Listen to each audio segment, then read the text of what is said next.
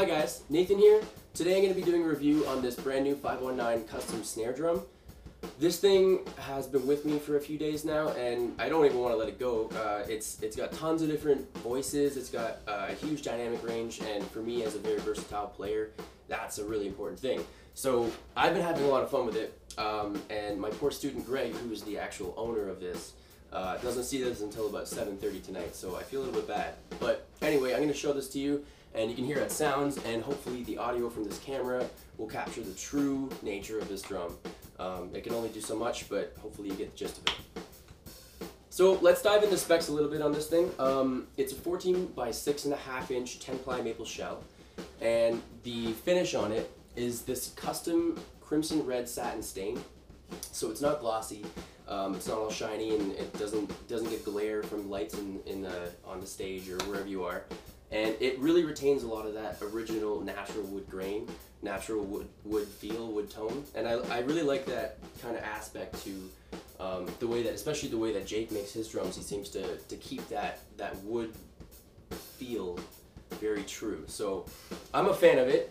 Some people, are more into the glossy stuff. Obviously, the rest of my drum kit, when I originally got my custom ECD kit, I got it all glossed up. But the natural thing is kind of where I'm going these days, and to me it's just an aesthetically pleasing thing.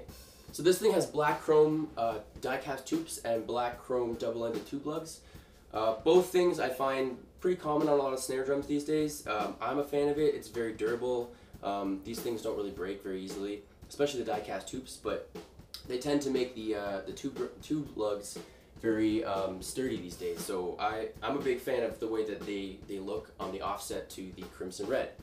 Another thing that I thought was probably the coolest part of the snare drum was the brass tension rods. They give such a nice accent. I don't know if this video will do very good justice, but the brass tension rods are totally just an eye popper. I mean, you look at the snare and the first thing that you can see is just the tips of all the tension rods. And how that works against the black chrome, I love it personally. People might find it a little bit too flashy, but I find it really cool. So moving on to some of the components, this thing's got a trick throw off, which for me, nowadays, if you're getting a custom snare drum made and you're not putting a trick throw off on it, I think you're doing it wrong, because they just make, I think, the best throw off that's out there. The smoothest, the easiest to loosen and tighten. And also just it doesn't lose any tension over time. Like the way that the butt end clamps in, it just has such immense pressure. The metal that they use is such high quality that you're not really worrying about stripping the inside, which I had a lot of issues with in the past. So trick throw off, great job, great choice, and yeah, big fan.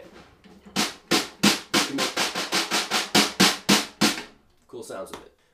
The heads, we have a remote control sound on the top right now, and just a regular hazy snare side ambassador on the bottom, and the snare wires are Puresound 20 strand steel wires. The finishing touches on this baby are definitely the badges. Jake uses wooden badges, and on the front you see here the 519 Customs badge, pretty standard. I don't see anyone else using wooden badges these days, so I don't know if it's for a reason. I just really like the aesthetic look to it. It makes it look a lot more kind of Renaissance and rustic. And the other side is this custom Harry Potter and the Deathly Hallows badge, which is also a wooden badge.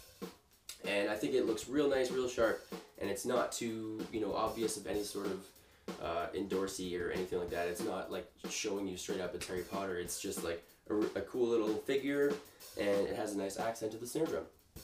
So I'm going to play around with this thing a little bit. Hopefully this camera does justice with the audio.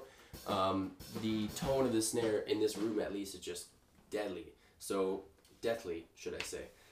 So I'm going to just try to do some different things, and hopefully you'll get a good idea of what this really sounds like.